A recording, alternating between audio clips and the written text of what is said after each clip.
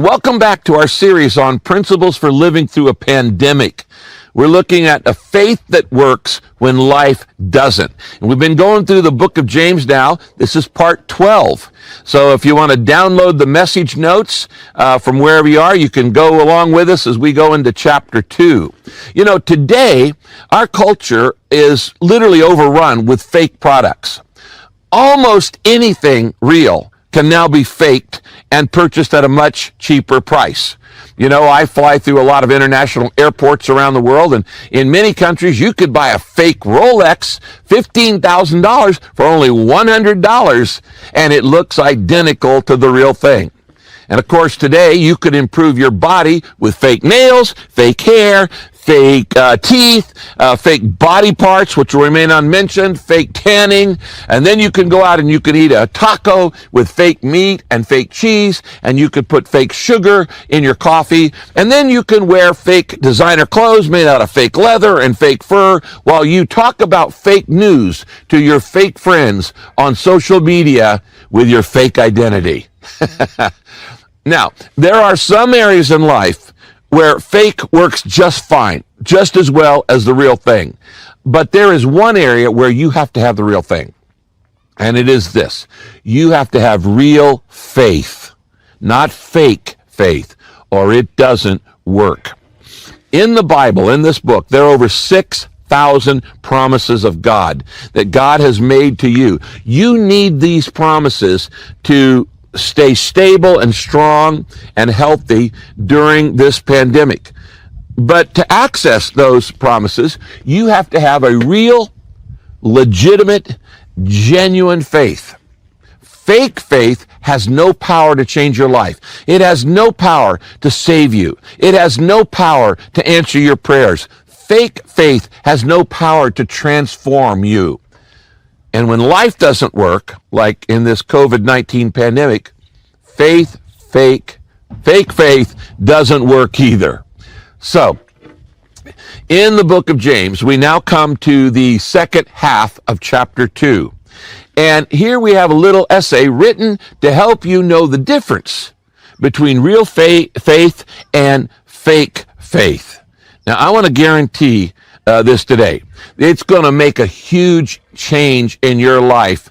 This is going to be very, very helpful. It's real simple to understand, but it's real basic, knowing the difference between fake faith and real faith. Now, for instance, some of you have been wondering why your prayers have not been answered.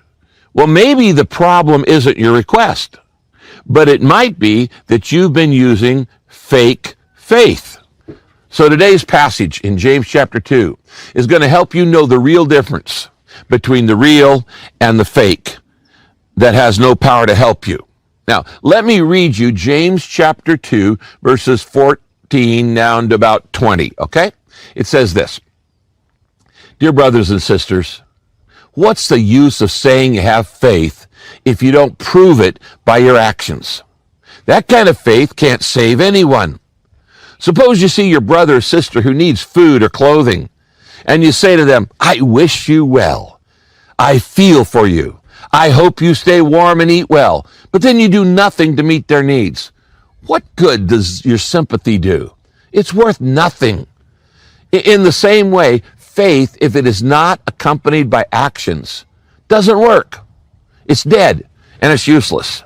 Now, someone may argue, well, you know, some people can have faith while other people do good deeds.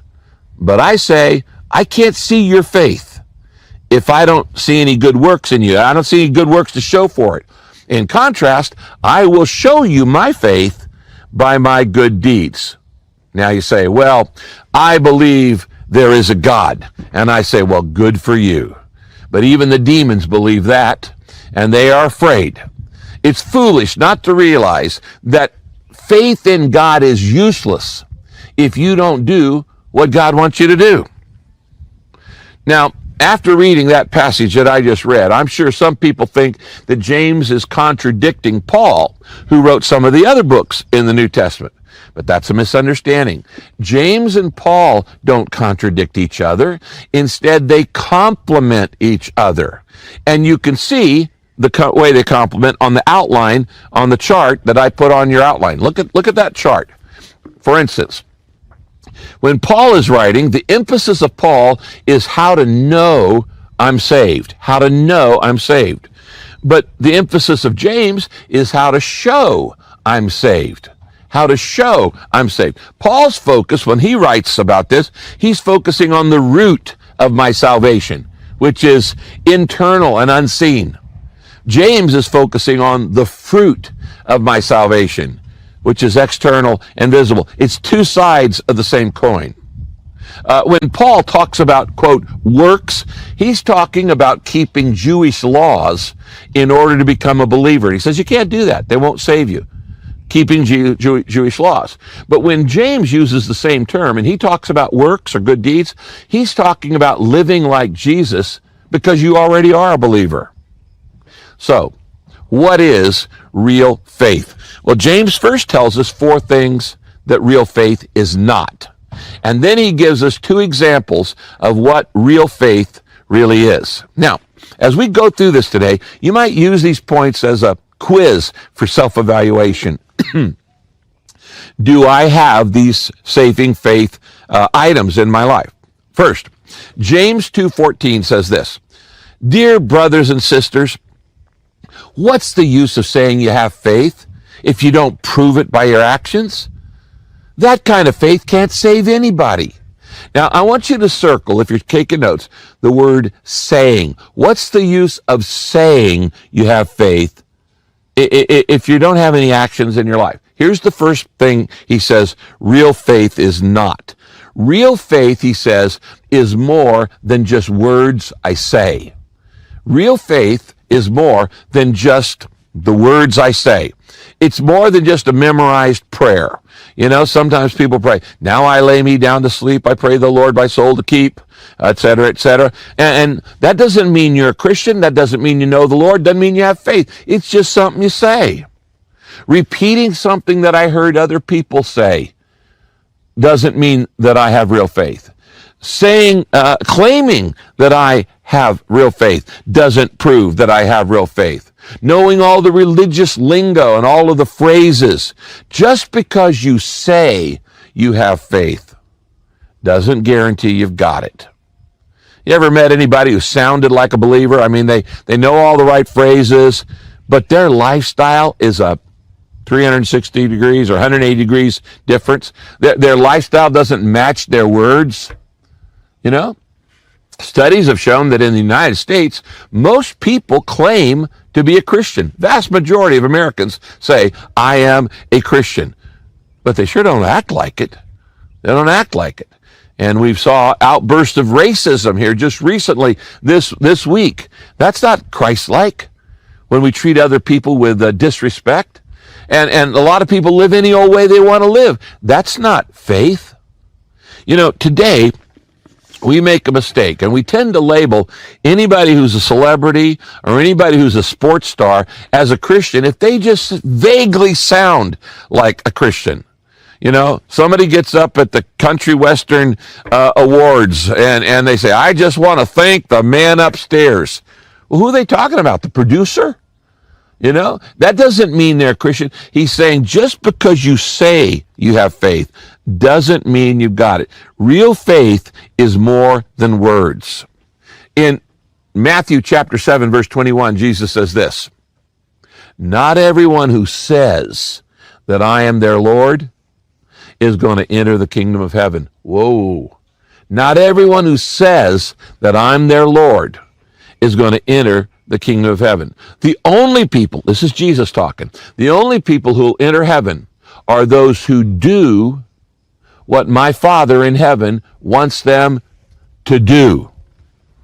It's not just what you say, it's what you do. You ever had a driver flip you off, and then as they drive by, they got a Christian bumper sticker on the back?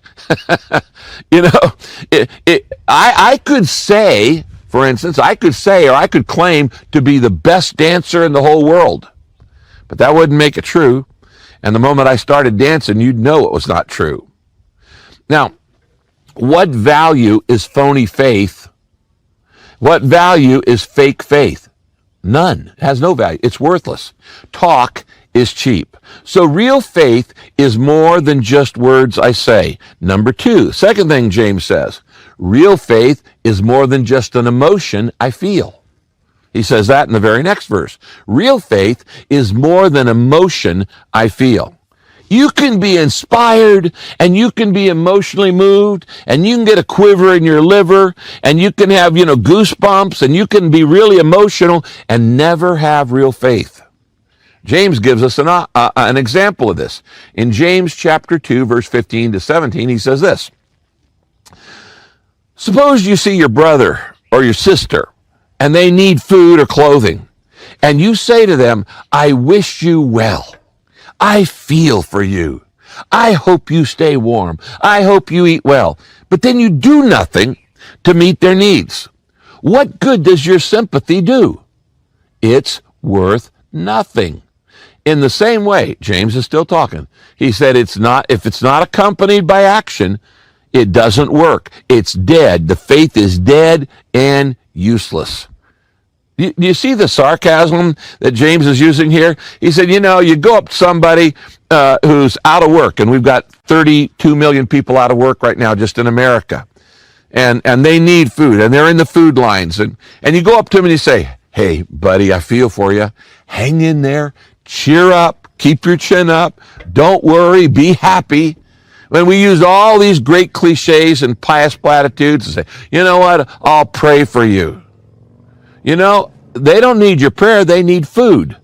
Okay, so you can say all those words, but it's not faith unless you actually do something about it. If I shut my finger in my car door and I can't get it out, I don't need your sympathy, I need your assistance.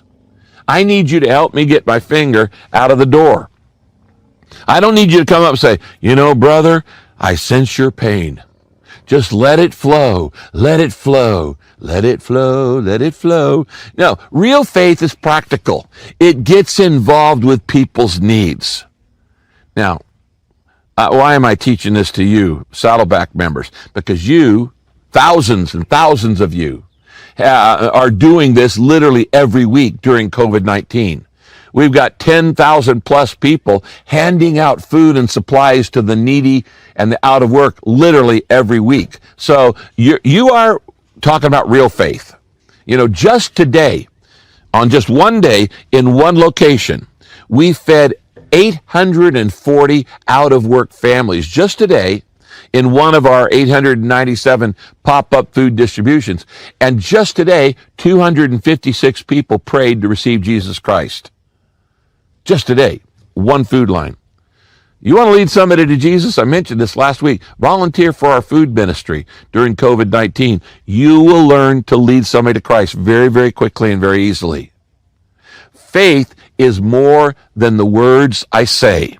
Faith is more than the emotions I feel. Number three, James says real faith is more than an idea I debate. Real faith is more than an idea that I debate. And he says that in the very next verse in James chapter 2. For some people, faith is just an intellectual game. It's just a mental challenge. It's a theology to be studied. It's a doctrine to be debated. It's a dogma to be defended. It's an idea to be discussed. It's a truth to be talked about. In other words, for them, faith is not something you do. Faith is just a conversation. They love to talk. Talk. They'll talk all day and night about God, about faith, and they'll be happy to debate you. And it's all about conversation, not about conduct. They would rather discuss the Bible than do it. Okay? They'd rather debate theology than do it, than practice it. And in James chapter 2, verse 18, he imagines an intellectual objector, this third kind of fake faith. He says, now, verse 18, now someone may argue, isn't it possible that some people have good faith while other people do good deeds? And James says, but I say no. I can't see your real faith if you don't do anything, if you don't do any real deeds to show me. He says, in contrast, I can show you my faith by the good things I do. In other words, he's saying, hey, the guy goes, you're into doing good things. Well, I'm into discussing good things. I like to discuss it. I like to talk about the Bible. I don't want to practice it. I want to just discuss it. And that's cool. You say, that's cool. I don't want to get my hands dirty. I really don't want to do anything about my faith. I would rather just fight over it online. I don't want to obey God. I want to debate God. I'll discuss it all night, but don't ask me to make any commitment. That's fake faith number 3. Now, there's a key phrase in verse 18. And if you're taking notes, I want you to circle the phrase, show me. He says, how do I know you got real faith unless you show me? He says real faith is visible. It's apparent. You can see it. You show me. Here's the fact. Faith, like love, is odorless, it's colorless, it's weightless. You can't see it. So how do you know if somebody really has faith? James says, look at his lifestyle. Look at her lifestyle. I got to thinking the other day, on a diet, I realized that faith is really like calories. You can't see calories, but you can sure see the results of calories. Okay? You can't see calories. You're never going to see a calorie, but you could see the results. And that's what faith is. You can't see faith. It's odorless, but it's invisible, but it's got results. Some of you remember, if you're old enough, growing up, there was a classic movie called The Invisible Man.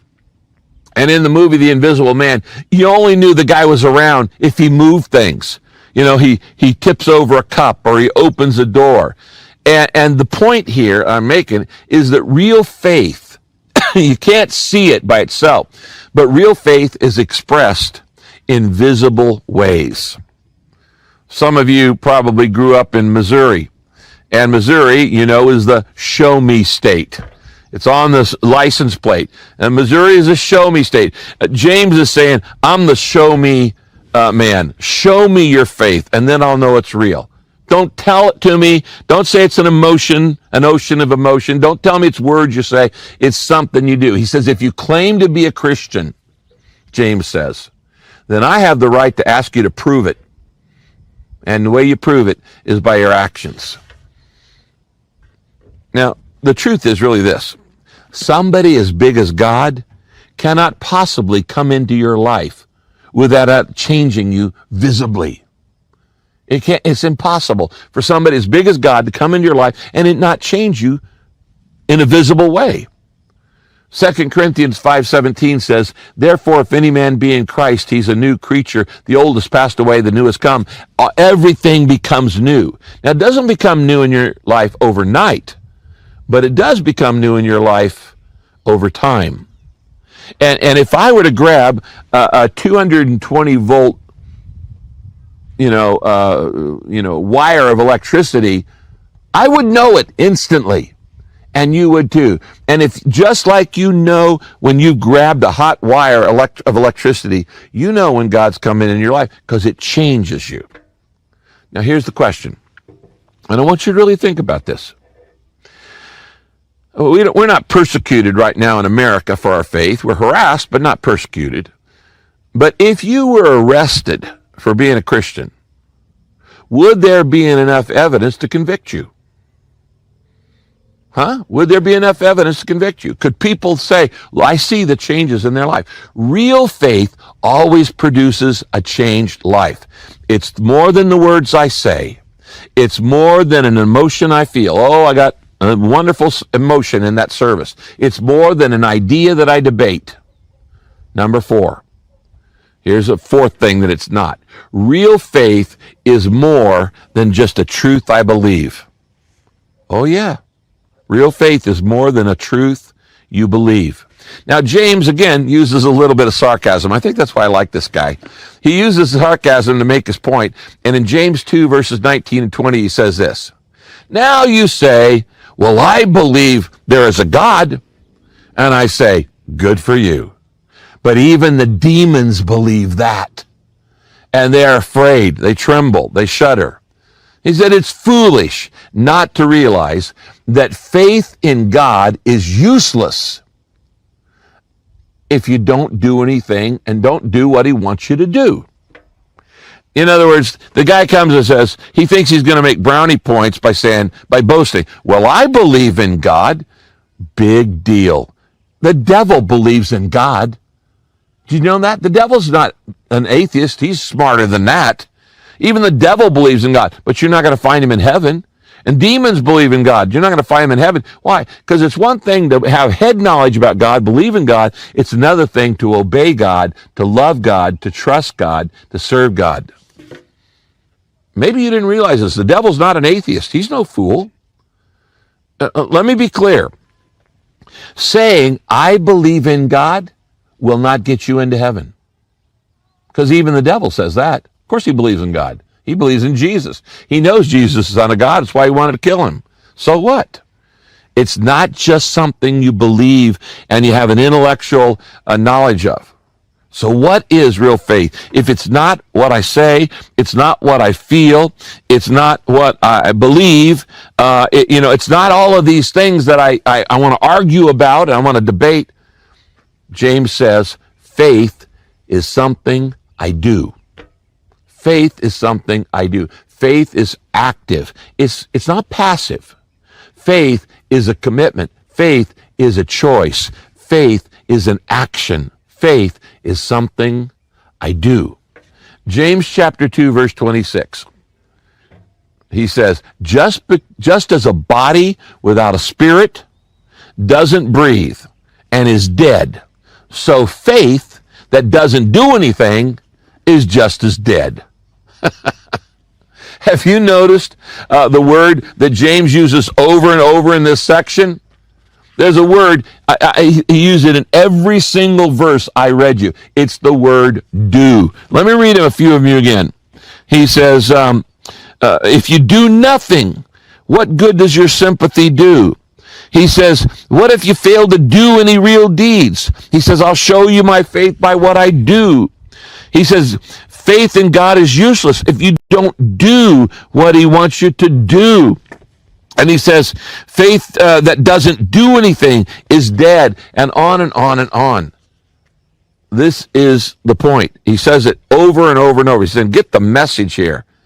Faith shows up in my life, in my lifestyle. And if there's no change in my life, I don't have real faith. I got fake faith.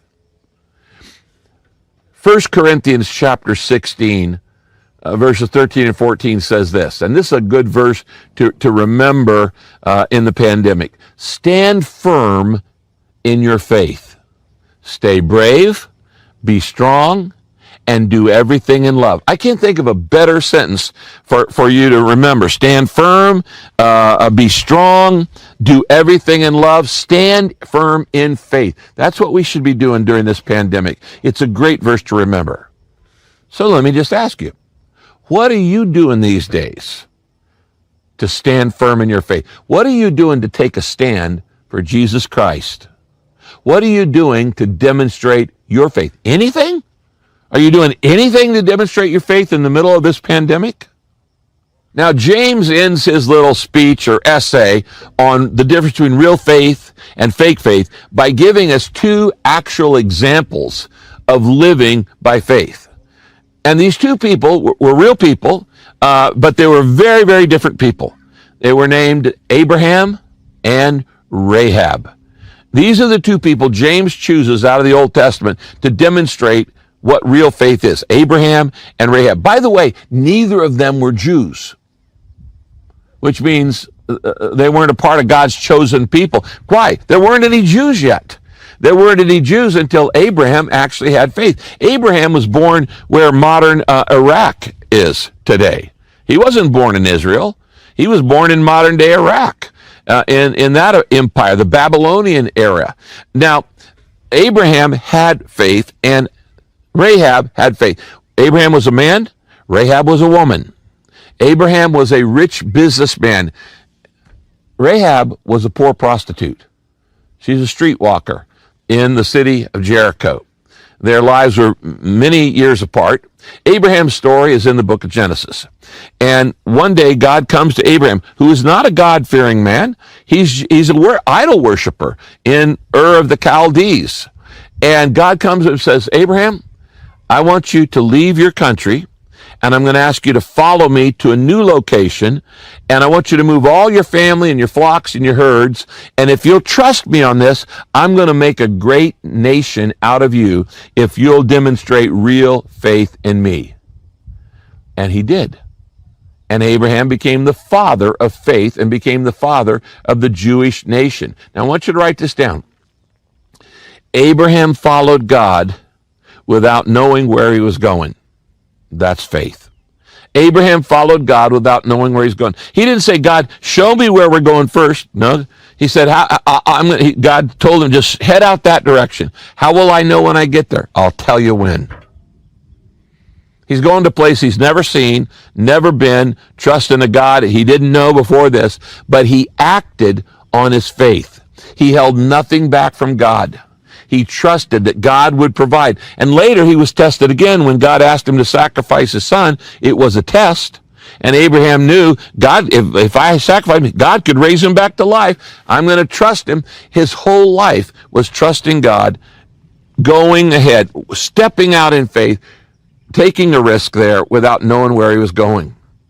Now, James concludes his example of Abraham in verse 22. He says, isn't it obvious, talking about Abraham, that faith and works are yoked partners, that faith expresses itself through works, that the works are, quote, works of faith. I love that in the Message.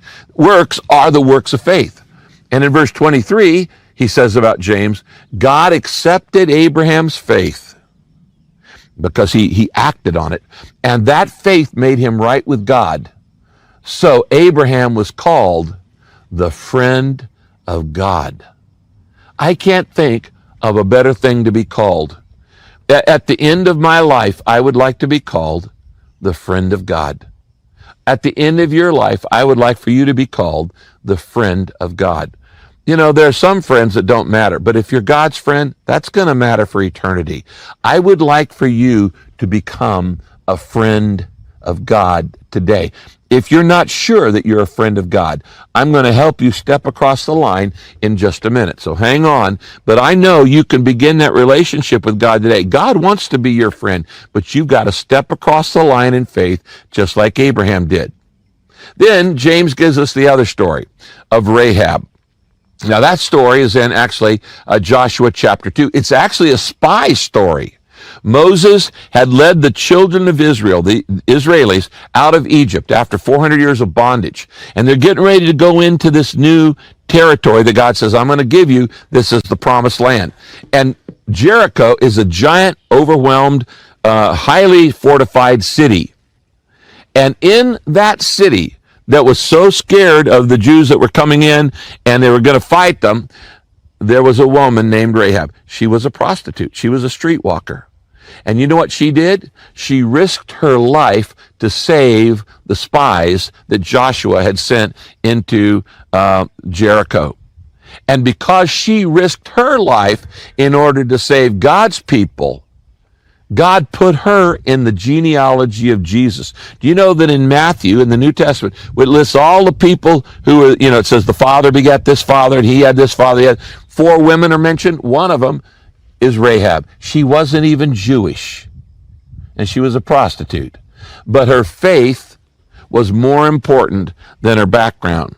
And God said, that's good enough. And she became one in the lineage of the Messiah. I don't care what your background is. God can use your life for good if you'll be like Rahab.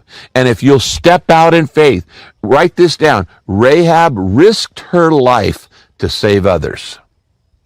Rahab risked her life to save others. What's she doing? She's showing faith in action. That's faith. Our faith is demonstrated by what we do. I'll never forget an old story that I heard as a young man about the famous tightrope walker, George Blondin. Way, way back. I think it was in the 1920s that Blondin did this. Blondin was world famous for walking on tightropes in very famous places. And one day he decided, and he announced, that he was going to walk across Niagara Falls on a tightrope. And thousands of people showed up on both sides, the Canadian side, the American side, to watch this world famous tightrope walker walk across Niagara Falls. So he gets up to the edge, and he walks slowly across Niagara Falls. And when he makes it to the other side, the crowd went crazy. And they're jumping up, down, they're shouting and hooping and hollering. And Blondin just raised his hand and said, "Wait a minute, I'm going to do it again." And he turned around and he walks all the way back. When he gets back on the other side, the crowd goes crazy again. They're going, "This is great. This is the greatest act we've ever seen." He raised his hand and said, "Wait a minute, I'm going to do it again." And he said, "But this time, I'm going to push a wheelbarrow across." So he gets a wheelbarrow and he starts pushing it across Niagara Falls on this true story, on this tightrope. He gets out in the middle, he shakes it a little bit, and everybody goes, "Whoa!" But he's in control. He gets it over to the other side, and when he lands it on the other side, the people go crazy. And a man walks up to Blondin and he goes, "Mr. Blondin, that's the greatest performance I've ever seen. I believe you could do it 100 times. I believe you could do it the rest of your life. I don't think you'd ever fail. I believe in you." And Blondin looked at him and said, "So you really believe in me, huh?" "Yeah." I go, "Oh man, I've got faith in you. I know you could do it. I think you could do it 100 times. Blondin just turned around, dumped out the wheelbarrow and said, "Okay, buddy, get in the wheelbarrow." That's the test of faith. That's the test of faith. Will you get in the wheelbarrow? It's one thing to say it. It's one thing to feel it. It's one thing to debate it. None of those things are real faith. It's one thing to claim you believe it. But will you get in the wheelbarrow? Our behavior shows what we really believe. Now, I want you to take this message, and I want you to think about what the Bible says in 2 Corinthians 13, verse 5. Examine yourselves to see whether you are really in the faith. Test yourselves. Maybe you've been a fake Christian. Maybe you've been a fake faith person. You've had a phony faith. You've talked the talk, but you haven't got in the wheelbarrow. There's nothing in your life that shows you're really a Christian. You're just like everybody else who's a non-believer. Have you stepped across the line? If so, it ought to show up in your life. And it ought to show up during this pandemic. Now, let me make it really clear. Works don't save you. They can't save you. You can't work your way to heaven. You can't earn your way to heaven. They are not the root of your salvation. They are the fruit. They show you are a Christian. They don't make you a Christian. They show it. Ephesians 2, verse 8 and 9 says this. It is by grace you have been saved through faith. By grace through faith. For a life of good works, which God has already prepared for us to do. Now, notice there are three prepositions in that sentence. It says we're saved by grace, we're saved through faith, we're saved for a life of good works. You got all three parts in your life? If you're saved by grace and you're saved through faith, it's going to show up in your life. You can't have God come into your life and it not change you. Now, the order is important. By grace, through faith, for a lifetime of good works. And God has planned your life to make a difference. Now, I want to close with just a couple questions in light of what James has just said. Here's the question, first question. You need to ask yourself, am I really a Christian after all? Have I really put my faith in Christ? How do you know? How do you know that? I just said a few words. Did it change your life? What changes can you point to in your life? What changes can I point to in my life? Is my lifestyle any different from unbelievers? Each week, we do a couple things at the end of each service at Saddleback Church. The first thing we do is we recommit our lives to Jesus Christ. And if you have not ever done this, I want to lead you in a prayer right now. Okay, would you bow your heads with me? And this is a prayer of real faith, not fake faith. Say this, say, God, I don't want to have a fake faith. I want to really trust you. I want you to change my life for good. I don't want to just talk the talk and not walk the walk. I want my life to be better. I want my life to be different. I want my life to be what you made it to be. I want to know your purpose for my life. And I'm asking you to change me. I'm giving you permission to change me. And I want to learn to trust you and follow you like completely to you. In your name I pray. Amen. Now, if you really meant that, you know what's going to happen? You're going to start changing on the inside. Not everything overnight, but it's going to be the rest of your life that God changes you. If you prayed that prayer, that one of the purposes of our church is to help you grow and understand your decision. So here's what I want you to do. You got a phone? Take your phone right now, and I want you to text the word New Start. One word, New Start, to 99,000. All right? I'll send you some material that'll help you with your decision. If you don't have a text, you want to email newstart@saddleback.com. 99,000, text New Start or email newstart@saddleback.com. Second thing we do every week is we express our gratitude to God for his goodness by giving back to him. Do you know there are more promises in the Bible about generosity than anything else? Because God is a giver. He wants you to learn to be like him. Your generosity online is feeding literally tens of thousands of people out of work right now. And so you can go to saddleback.com and go give an offering today. Don't put it off. Go give an offering today to help other people who are out of work. Serve others who are in less fortunate time than you are. And then I mentioned baptism earlier. We're going to have a baptism in the near future at each of our campuses. If you will baptize, if you'll write to me, my baptism, the word my baptism, to 99,000. My baptism, 99,000, or email baptism@saddleback.com, and we'll set up an appointment baptism for you. I love you so much. I thank God for you, and we'll see you next week. God bless you, everybody.